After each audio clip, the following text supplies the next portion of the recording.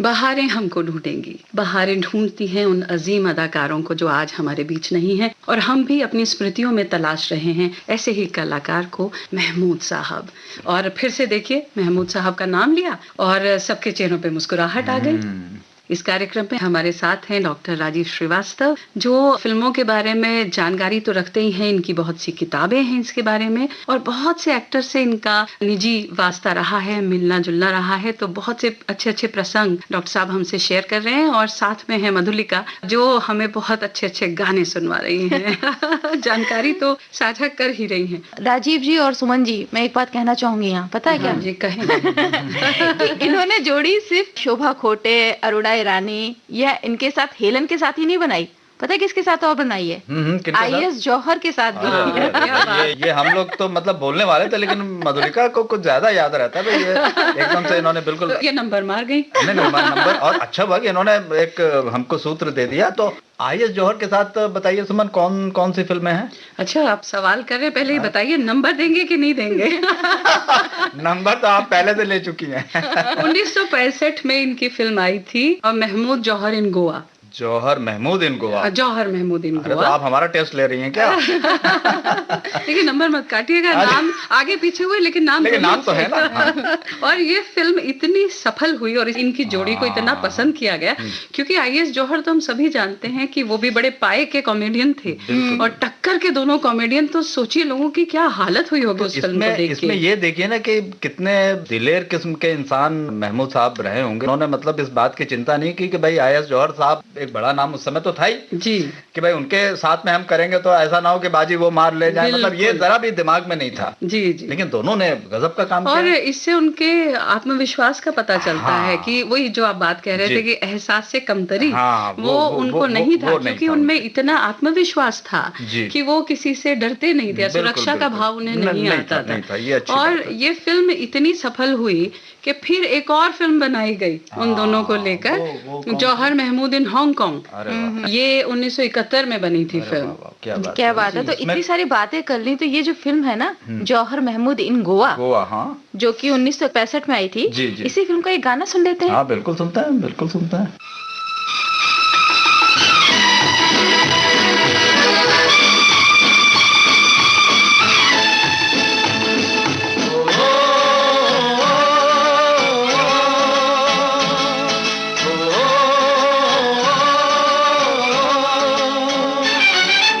दो दीवाने दिल के चले हैं देखो मिलके, ये दो दीवाने दिल के चले हैं देखो मिलके, चले हैं चले हैं चले हैं ससुराल, चले हैं चले हैं चले हैं ससुराल।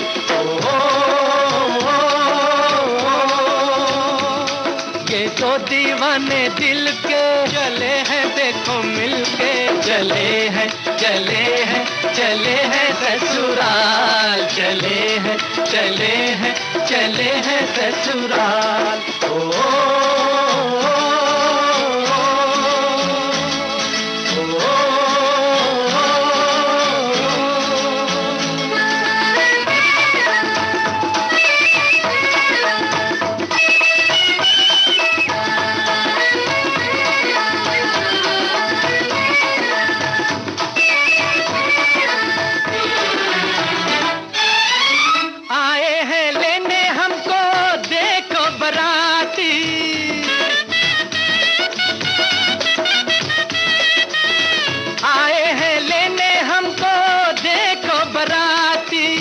ससुरे ने लेने भेजा लोहे का हाथी, ससुरे ने लेने भेजा लोहे का हाथी, चले हैं तन तन के सरकारी दूल्हा बन के, चले हैं तन तन के सरकारी दूल्हा बन के, चले हैं चले हैं चले हैं ससुराल, चले हैं चले हैं चले हैं ससुराल।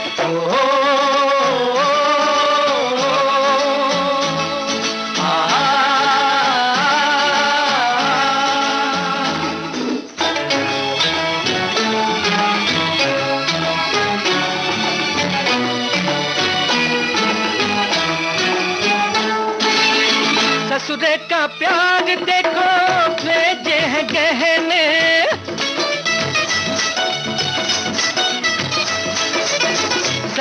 का प्यार देखो भेजे हैं गहने, हमने भी देखो आज हंस हंस के पहने, हमने भी देखो आज हंस हंस के पहने। देखो जी बिना सेहरा चमक रहा चेहरा, देखो जी बिना सेहरा चमक रहा चेहरा। चले हैं चले हैं चले हैं ससुराल, चले हैं चले हैं चले हैं ससुराल।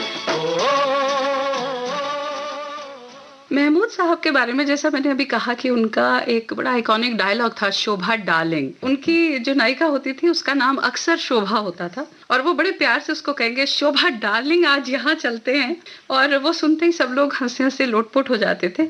और महमूद साहब भी महेश नाम रखना पसंद करते थे, तो उनका अक्सर फिल्मों में नाम महेश हुआ करता था। जैसे शुरुआत हुई थी छोटी बहन फिल्म से, 1959 की ये फिल्म थी और इसमें इनको फिल्म फेयर अवार्ड के लिए नॉमिनेशन भी मिला था, बेस्ट सपोर्टिंग एक्टर के लिए, कॉमेडियन के लिए नहीं, सपोर्टिंग एक्टर के लिए। और यहाँ से जो ये महेश बने तो ये सिलसिला चलता रहा, ये ससुराल फिल्म में रहे, महेश बन के हमारे सामने आए, जिद्दी 1964 की बहुत ही बेहतरीन फिल्म थी, उसमें ये महेश बनकर हमारे सामने आए। लव इन टोक्यो जिसमें इनके साथ शुभा खोटे थी, 1966 की ये फिल्म थी और इसमें भी इन्होंने अपना नाम महेश रखना पसंद किया। तो अक्सर इनकी फिल्मों में ये तो ये कुछ ओरिजिन भी आपको पता होगा, जब इतना कुछ आप बता रही हैं तो ये मधुलिका मुस्कुरा रही है तो पता लग रहा है कि मधुलिका इसके बारे में कुछ जानती है। हाँ सही समझा सुमन, मैंने कहीं पढ़ा था कि महेश नाम के लिए ये जो कहा गया, महेश नाम इनको रखना है, इसके बारे में अशोक कुमार ने इनसे कहा। वो इनको बहुत पसंद करते थे और उनका कहना था कि लोगों को नजर नहीं आता लेकिन मुझे नजर आता है इनके माथे पर एक त्रिशूल का चिन्ह। अच्छा, ये मैंने कहीं पढ़ा था। वो ये कहते थे कि महमूद जी के माथे पर त्रिशूल का चिन्ह है जो महेश जी शिव जी को दिखाता है।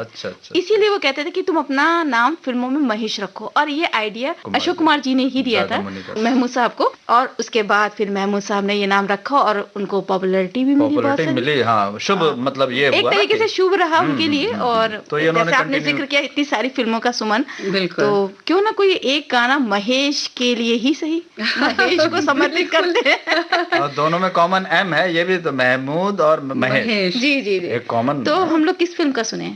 लव इन टोक्यो का गाना सुन सकते हैं? बिल्कुल, तो सुनते हैं। उनकी शोभा डार्लिंग उनके साथ थी। मधुलिका तुम अपनी पसंद से गीत सुनवाओ हमें। तो तुमने फिल्म बताई थी love in Tokyo. Love in Tokyo, तो फिर सुनते हैं फिल्म लव इन टोक्यो का ये गीत।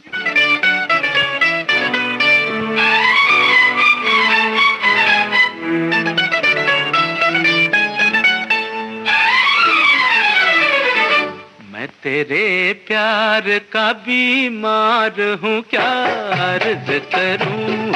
मैं तेरे प्यार का बीमार हूँ, क्या अर्ज करूँ। तेरा आशिक हूँ, गुनहगार हूँ, क्या अर्ज करूँ। मैं तेरे प्यार का बीमार हूँ, क्या अर्ज करूँ।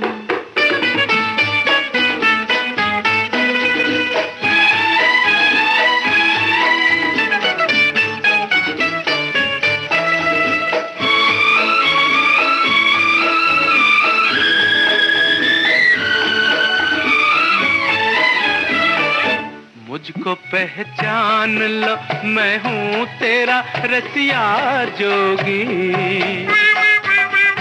मुझको पहचान लो, मैं हूँ तेरा रसिया जोगी।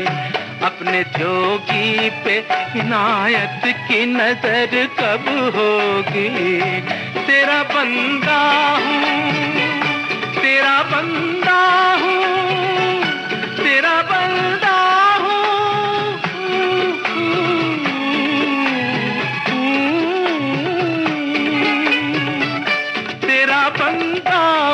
खतावार हूँ, क्या अर्ज करूँ। मैं तेरे प्यार का बीमार हूँ, क्या अर्ज करूँ।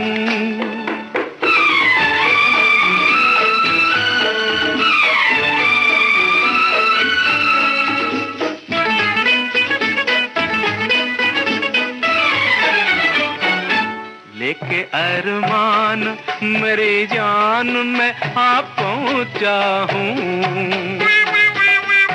लेके अरमान मेरी जान मैं आ पहुंचा हूँ, तेरी खातिर तो मैं जापान भी आ पहुंचा हूँ, तेरा मितवा हूँ, तेरा मितवा हूँ, तेरा मितवा हूँ,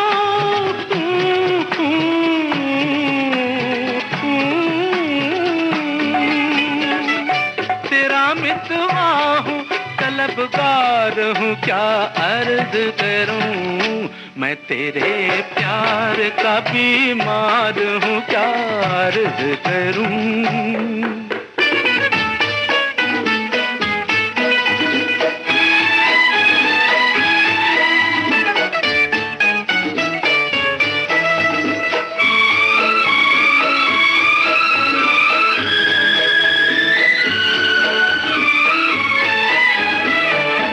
बिन तेरे दिल मेरा डूबा ही चला जाता है, बिन तेरे दिल मेरा डूबा ही चला जाता है, चाहे बदनाम सही तेरा तो कहलाता है, मैं तो रुसवा, मैं तो रुसवा, मैं तो रुसवा,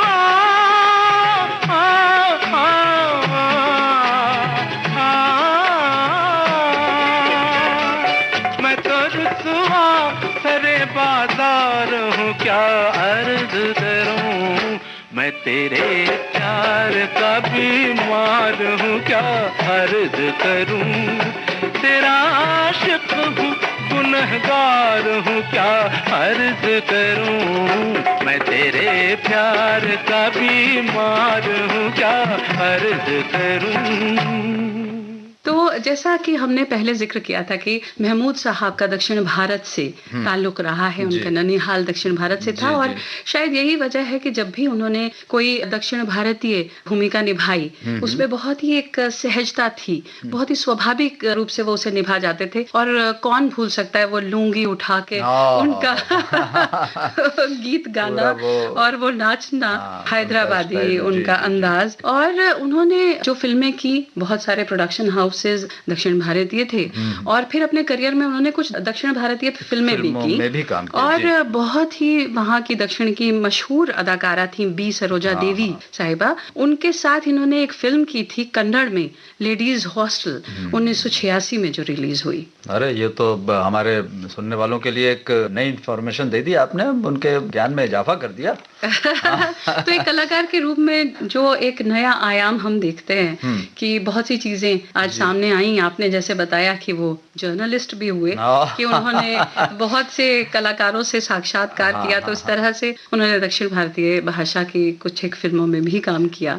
तो ये एक नया आयाम हमारे सामने आया एक अदाकार के रूप में उनका। और सुमन, हम साथ में ये भी कहना चाहेंगे कि उनकी जो क्रिएटिविटी थी एक्टिंग को लेकर, डायरेक्शन को लेकर, वो इतनी अलग टाइप की थी कि वो पता क्या कहते थे, वो ये कहते थे कि जो हास्य कलाकार है उसको मिमिक्री भी आनी चाहिए। वो इसको बहुत सपोर्ट करते थे, मिमिक्री को। और यही वजह थी कि जो वो फिल्म थी हम जोली, आपको याद होगा कि हम जोली में उन्होंने कपूर खानदान के 3 जनरेशन को दिखाया था। बिल्कुल, उस रोल को कोई कैसे भूल सकता है। मतलब दादा और पिता और जो पोता है दादा का, ये 3 रोल्स उन्होंने बखूबी निभाए थे, और इसकी वजह से उन्हें कई सम्मान भी मिले, अवार्ड्स भी मिले। और सबसे बड़ा अवार्ड तो किसी भी कलाकार के लिए, मधुलिका, यही होता है ना कि उस रोल की याद रह जाए लोगों के दिलों में। तो लोग आज भी उस रोल को नहीं भुला पाते। मुझे तो अभी तक याद आता है कि पृथ्वीराज कपूर साहब की जो उन्होंने नकल उतारी थी, और उसमें वो कहते थे खामोश भारी सी आवाज में, और राज कपूर साहब की तरह से वो कहते थे मैं क्या जानू जी। हाँ, बिल्कुल बिल्कुल, बहुत ही अच्छा लगता था। तो हम जोली का यहाँ एक गाना सुन लेते हैं। बिल्कुल, क्योंकि तुम इतना मुस्कुरा रही हो, मुझे इतना अच्छा लग रहा है। और राजीव जी क्यों, क्या कहते हैं आप? बिल्कुल बिल्कुल, हमजोली का भाई, हम लोग भी यहाँ पे हमजोली बन के ही भाई लोगों से बातचीत कर रहे हैं। तो और वो हमारे हमजोली है। तो फिर हमजोली फिल्म का ये गीत सुन लेते हैं।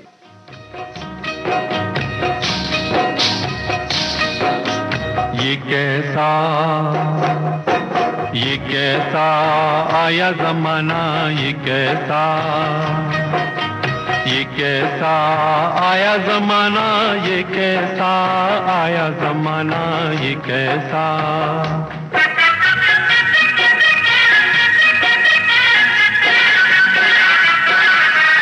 बेटे ने बाप की न मानी, बुढ़े की कदर न जानी, बेटे ने बाप की न मानी, बुढ़े की कदर न जानी। ये मेरी आप बीती है, किसी फिल्म की नहीं कहानी। ये कैसा आया ज़माना, ये कैसा उसके बेटे को अकल दो, आया ज़माना, ये कैसा।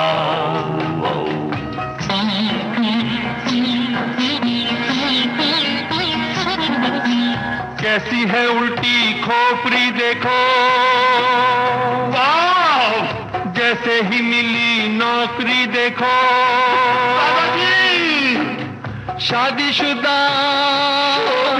शादीशुदा हो के बेशरम घर में ले आया छोकरी देखो। ये कैसा आया ज़माना, ये कैसा।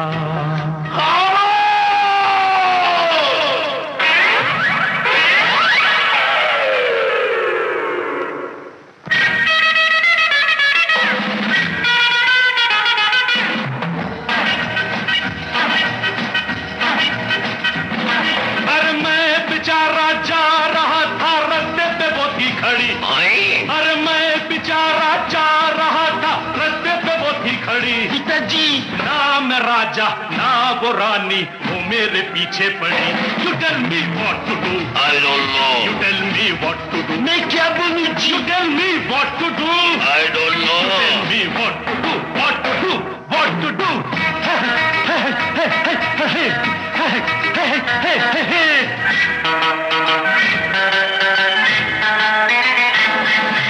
चाँद पे दुनिया पहुंची है, तुम अभी तक हो नीचे। सुबह सवेरे जाग के पड़ गए मेरे पीछे। चाँद पे दुनिया पहुंची है, तुम अभी तक हो नीचे। सुबह सवेरे जाग के पड़ गए मेरे पीछे। आप करो, इंसाफ करो, मुश्किल बड़ी आ पड़ी। अरे ना मैं राजा ना वो रानी, वो मेरे पीछे पड़ी। You I don't know. You मैं क्या बोलूं जी? You tell me. I don't know. You tell me. मैं क्या बोलूं जी? ओ बाप, अल्लाह, ओ दादाजी, ओ मेरी बात तो सुनो। बेटी, ओ बाप, पिताजी मेरी बात तो सुनिए। मेरी बात तो सुनो। बेटी मेरी बात तो सुनो। ओ बाप, पिताजी मेरी बात तो सुनिए।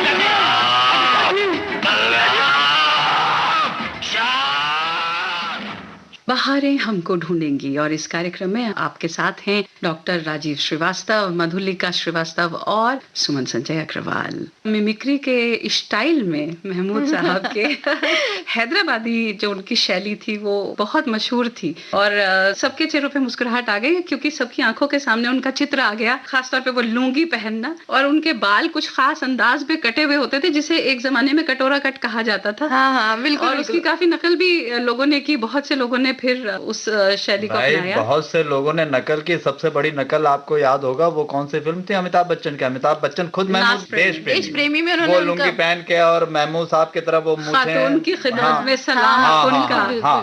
तो ये देखिए ये जलवा होता था महमूद साहब का कि वो लेके जब ये सुपरस्टार बन गया अमिताभ बच्चन, तब भी उनको लगा कि अगर किसी की कॉपी करनी है तो ये महमूद साहब की जाए। और महमूद साहब से तो उनका वास्ता ताल्लुक भी रहा है। जब हम बात करते हैं महमूद साहब की दरिया दिली की, तो जब अमिताभ बच्चन साहब मुंबई आए और उनके संघर्ष के दिन थे और उन्हें थोड़े सहारे की जरूरत थी, तो महमूद साहब ने उन्हें अपने घर पर रखा बहुत अरसे तक वो उन्हीं के घर पे रहे। और महमूद साहब उन्हें डेंजर डायबोलिक कहा करते थे। अमिताभ बच्चन साहब ने खुद अपने एक इंटरव्यू में कहा है कि कहने लगे कि मैं जब भी शूटिंग से लौटकर या काम ढूंढकर घर वापस आता था तो महमूद साहब कहते थे, और भाई डेंजर डायबोलिक आज क्या बना दिन भर में। तो बोले कि ये शब्द उन्होंने क्यों इजाद किया और मुझे वो ये क्यों बुलाते थे, ये मुझे कभी समझ नहीं आया। लेकिन देखो कितनी प्यारी सी बात है, सहारा देना इस तरह से। और देश प्रेमी फिल्म में अमिताभ बच्चन साहब ने तो नकल की ही उनकी। एक कलाकार जो जूनियर महमूद के नाम से प्रसिद्ध हुए, उनकी बात भी तो करें यहाँ पर। महमूद साहब की अदा का प्रभाव ऐसा रहा कि ब्रह्मचारी फिल्म में जूनियर महमूद ने उनकी नकल उतार के जब एक्टिंग की तो वो बहुत प्रसिद्ध हुए उस रोल के लिए। ये तो लेजेंड हैं महमूद साहब, कल भी थे, आज भी हैं और आगे भी रहेंगे, हमेशा रहेंगे। उनका सुमन एक गाना था ना, हम काले हैं तो क्या हुआ, जो तुम अभी हैदराबादी स्टाइल तो क्यों ना सुन लो वो गीत यहाँ। बिल्कुल सुने। तो सुनते हैं फिर यही गीत। हमें काले हैं तो क्या हुआ दिल वाले हैं, हमें काले हैं तो क्या हुआ दिल वाले हैं, हम तेरे तेरे तेरे चाहने वाले हैं, हमें काले हैं तो क्या हुआ दिल वाले हैं, हमें काले हैं तो क्या हुआ दिल वाले हैं, हम तेरे तेरे तेरे चाहने वाले हैं, हम काले हैं तो क्या हुआ दिल वाले हैं।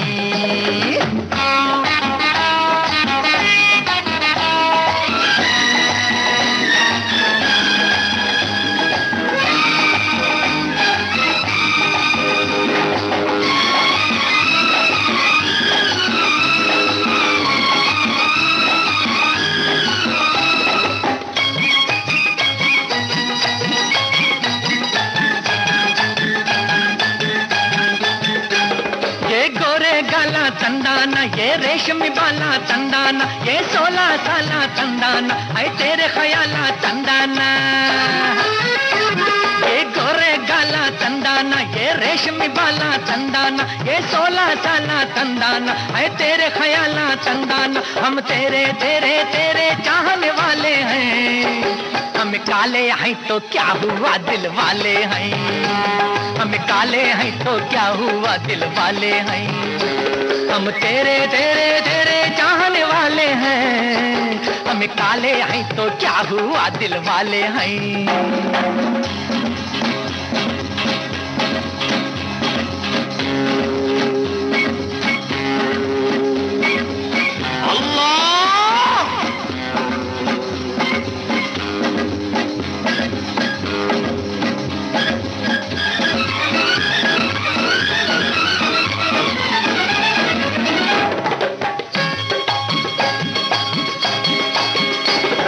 किधर को जाता ही तंदाना, क्यों पास न आता ही तंदाना, जा मारी ये बाता तंदाना, दिल तोड़ ये घाता तंदाना,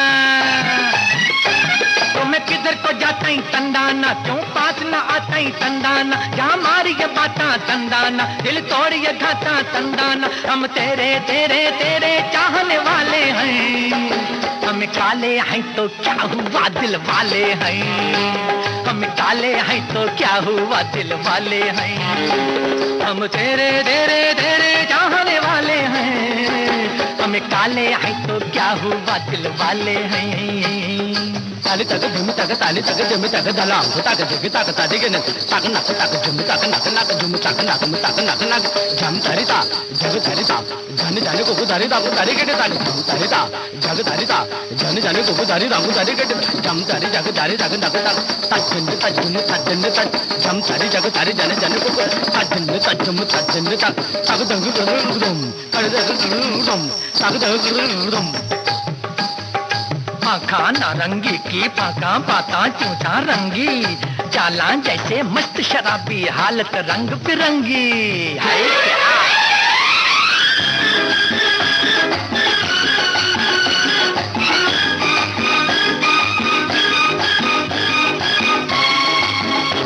हमें माना गरीब है तंदाना, सूरत से अजीब है तंदाना, पर फिर भी नसीब है तंदाना, ये तेरे खरीब है तंदाना, हमें माना गरीब है चंदाना, सूरत से अजीब है चंदाना, पर फिर भी नसीब है चंदाना के तेरे करीब है चंदाना। हम तेरे तेरे तेरे चाहने वाले हैं, हमें काले हैं तो क्या हुआ दिल वाले हैं, हमें काले हैं तो क्या हुआ दिल वाले हैं। हम तेरे तेरे तेरे चाहने वाले हैं, हमें काले हैं तो क्या हुआ दिल वाले हैं, हमें काले हैं तो क्या हुआ दिल वाले हैं।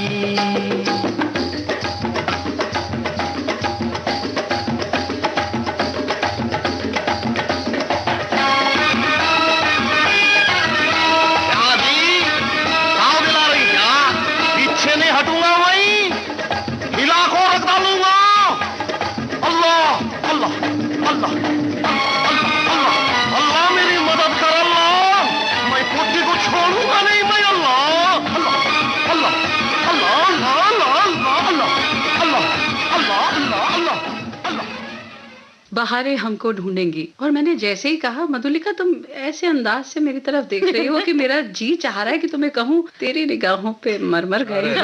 भाई देखिए, अब ये तो भाई एक इंतहा हो गई कि भाई महमूद साहब की जो इस तरह की जो हरकतें हुआ करती थी। तो एक फिल्म आई थी शबनम जी, मेरा ख्याल है कि ये गाना आप शायद जहन में आपके वही उभरा होगा। बिल्कुल बिल्कुल। और म्यूजिक था उसमें उषा खन्ना का और मुकेश साहब ने गाया था, तो वो तेरी निगाहों में मरमर गए हम। तो अब देखिए, एक आमतौर पे संजीदा गाने वाले मुकेश भी कितने रोमांटिक और कितने हंसमुख किस्म के गाने गा सकते थे। तो वो उसमें एक उदाहरण ये वाला गाना, इसलिए बड़ा नायाब गाने का आपने वो जिक्र यहाँ पे छेड़ दिया है। तो फिर तो हम तो मधुलिका से ही कहेंगे। हाँ हाँ बिल्कुल राजेश जी, आपकी इच्छा सर आंखों पर। और फिल्म शबनम का जी जी जी अब सुनते हैं ये गीत जी।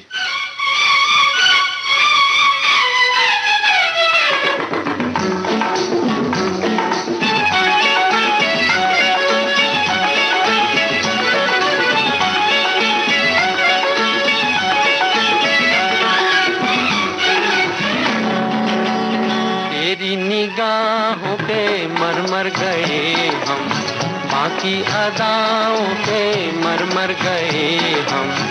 क्या करे क्या करे क्या करे, तेरी निगाहों पे मरमर गए हम।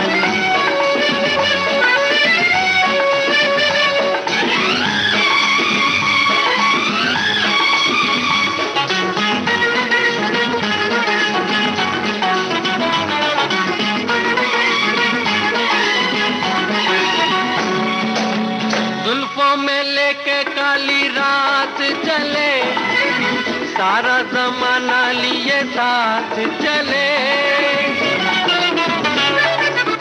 जुल्फों में लेके काली रात चले, सारा जमाना लिए साथ चले। ऐसे में जीने का मजा है सनम, आंखों से तेरी मेरी बात चले। बेवफा एक निगाह देख ले, देख भी ले, तेरी निगाहों पे मरमर गए हम, बाकी अदाओं पे मरमर गए हम।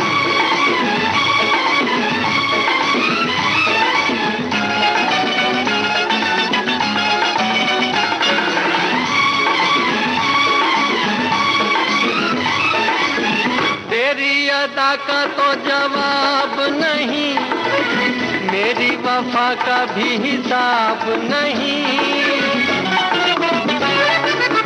तेरी अदा का तो जवाब नहीं, मेरी वफा का भी हिसाब नहीं। सूरत तुम्हारी बड़ी खूब सही, दिल तो हमारा भी खराब नहीं। बेवफा एक निगाह देख ले, देख भी ले, तेरी निगाहों पे मरमर गए हम, बाकी अदाओं पे मरमर गए हम। क्या करे क्या करे क्या करे, तेरी निगाहों पे मरमर गए हम, बाकी अदाओं पे मर मर गए हम। बहारें हमको ढूंढेंगी इस कार्यक्रम में आज हम बातें कर रहे हैं महमूद साहब के बारे में। और उनके बारे में एक खास बात ये भी थी कि वो हिंदुस्तान और अमेरिका के बीच आते जाते रहते थे, लेकिन सब लोग जानते हैं कि उन्हें बेंगलुरु में रहना बहुत अच्छा लगता था। और वहाँ पे उनका एक फार्म हाउस अली फार्म्स के नाम से था, जहाँ पर वो अपनी फिल्मों की शूटिंग किया करते थे। तो ये भी एक बहुत अच्छी सी जानकारी है कि महमूद साहब जो फिल्में बनाते थे, प्रोडक्शन करते थे, वाह वाह प्रोडक्शन उनकी थी। तो ज्यादातर शूटिंग जो है वो बेंगलुरु में करना पसंद करते थे और सेट अपने फार्म हाउस पे लगाया करते थे। और बाद में 4 दशकों तक उन्होंने एक तरह से राज किया फिल्म इंडस्ट्री पे। लेकिन 70 और 80 के दशक में वो चमक थोड़ी फीकी पड़ने लगी और नए अंदाज के कॉमेडियंस आने लगे। ट्रेंड भी बदल रहा था सिनेमा का और सब्जेक्ट भी बदल रहा था, तो वो थोड़ा सा एक होता है ना कि भाई उन्होंने 3-4 दशक जो बिता लिए, फिर उनके बाद थोड़ी सी तबीयत वगैरह भी उनकी नासाज रहने लग गई, तो थोड़ा सा ये सब चीजें असर पड़ता है। फिर वो गए अमेरिका, गए इलाज के सिलसिले में जी। फिर वहां पे उनका निधन हुआ। लेकिन वो एक कलाकार के रूप में कितने बड़े थे और कितना बड़ा उनका सम्मान किया गया, वो इसका जिक्र मैं ये करना चाहूंगा कि जब 100 ईयर्स ऑफ इंडियन सिनेमा जब हम सेलिब्रेट कर रहे थे यहाँ पे, तब जिन खास हस्तियों पे डाक टिकट निकले थे उनमें एक नाम महमूद साहब का भी था। क्या बात है। तो भारत सरकार ने उनको बहुत बड़ा ये सम्मान दिया कि 100 ईयर्स ऑफ इंडियन सिनेमा के मौके पे जो डाक टिकट निकला वो महमूद साहब के ऊपर भी निकला। और ये हमारी तरफ से, हमारे भारत सरकार की तरफ से और उनके प्रेमियों की तरफ से एक बहुत बड़ा सम्मान था जो उन्होंने इस देश को दिया। पूरे विश्व में जो भारत का नाम हुआ उसमें एक जो फैक्टर है वो महमूद साहब का है। और जिंदगी उन्होंने जिंदा दिली से जी और एक गीत में भी उन्होंने इस बात को बिल्कुल जैसे कहते हैं ना, बिल्कुल समझ गई अंदाज में। राजीव जी आपकी बात बिल्कुल समझ गई तो बताइए ना कि फिर आगे एक फिल्म थी पत्थर के सनम, और जो कि 1967 में आई थी, और उसमें एक गाना है दुश्मन है जमाना, ठेंगे से जी बिल्कुल ठीक है। और इसको लिखा था मजरूर सुल्तानपुरी जी ने और संगीत दिया था इसका लक्ष्मीकांत प्यारेलाल जी। तो बिल्कुल आपने बहुत सही बात कही कि वो अपने अंदाज में जिए और जैसे जिंदगी वो चाहते थे उन्होंने वैसे ही जिंदगी जी। बिल्कुल। और कॉमेडियन तो रहे ही, लेकिन उन्होंने लोगों को अपने संजीदा रोल से रुलाया भी, हंसाया भी। एक फिल्म डायरेक्टर रहे, प्रोड्यूसर रहे, लेखक रहे, कई एक गीत उन्होंने लिखे और खुद गाया भी। संगीत पे जो उनका ज्ञान था, उनका अधिकार था, वो सब हम लोग जानते ही हैं। तो एक बहुमुखी प्रतिभा के धनी ऐसे कलाकार, तो फिर बिल्कुल हरफन मौला, तो फिर क्यों ना उनको जो ये डेडिकेटेड है प्रोग्राम, उसका समापन भी हम एक मज़ाहिया से गीत से करें। बिल्कुल संजीदा होने की जगह, क्योंकि जिंदगी भर सबको हंसाते रहे, तो फिर एक हंसता हंसाता सा गीत यही वाला ठेंगे से। बिल्कुल। तो इसी गीत के साथ हम अपने इस कार्यक्रम बहारें ढूंढेंगी इस कार्यक्रम से लेते हैं विदा। राजीव जी आपका बहुत बहुत धन्यवाद, आपने इतनी सारी बातें बताई, उनसे जो मिले चीजें थी वो बताई, उनसे बातचीत हुई। और सुमन संजय अग्रवाल, भाई तुम तो क्या बताएं, तुमने तो हमें मुस्कुराने के लिए मजबूर कर दिया था। भाई मधुलिका, महमूद साहब की बात हो तो मुस्कुराए बगैर रहा भी नहीं जाता। लेकिन मधुलिका, खास तौर पे मैं धन्यवाद करूंगी तुम्हें इतने प्यारे प्यारे गीत सुनाने के लिए। और आप दोनों का धन्यवाद मैं करता हूँ, क्योंकि आप लोगों के साथ में ये जो सफर है ना हमारे महमूद साहब के साथ का, वो इतने बढ़िया से हंसते हंसाते गुजर गया कि ये लगा ही नहीं कि महमूद साहब हमारे बीच अब नहीं रहे। वो भी हमारे सामने यहाँ पे हैं और उनकी भी रूह है, वो कहीं से इस सब चीजों को, हमारी बातों को सुन रही है। और इसी का नतीजा है कि हम देखिए कितना अच्छा है ये प्रोग्राम। चलिए तो फिर मिलकर कहें ठेंगे से और कार्यक्रम से लेते हैं विदा और कहते हैं नमस्कार। नमस्कार। ओ ठगत राम की बहना, तू बन जा मेरी मैना, अब राज लुटे या ताज लुटे, जब लागे तो से नैना। रामा दुश्मन है जमाना ठेंगे से, दुश्मन है जमाना ठेंगे से, तेरे दर पे जाने आऊंगा, तुझे बना के रानी लाऊंगा, पर लुट जाए खजाना ठेंगे से, लुट जाए खजाना ठेंगे से, दुश्मन है जमाना ठेंगे से।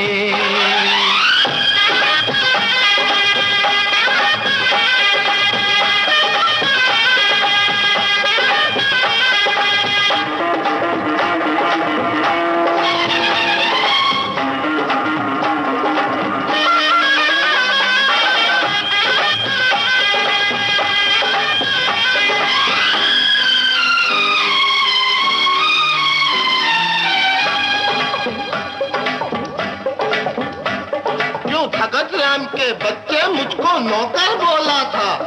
अब बोल तुझे एक हंटर दूं या मारूं 2 लाफा। रोए जो तेरा भाई ओ मेली मैना रोने भी दे, मुझसे हो गई बागी मेली ही सेना होने भी दे। मैं क्या मुंह करने वाला हूँ, राजा हेंटर वाला हूँ, पैतरा बदल के आऊंगा, नए नए फिर हाथ दिखाऊंगा। अरे हंटर है पुलाना ठंगे से, हंटर है पुलाना ठंगे से, दुश्मन है जमाना ठंगे से। ऐसा वैसा नहीं सनम, मैं सुल्तान हूँ नामी, ये सब तो खाकर नमक मेरा करते हो नमक हरामी। नमक हराम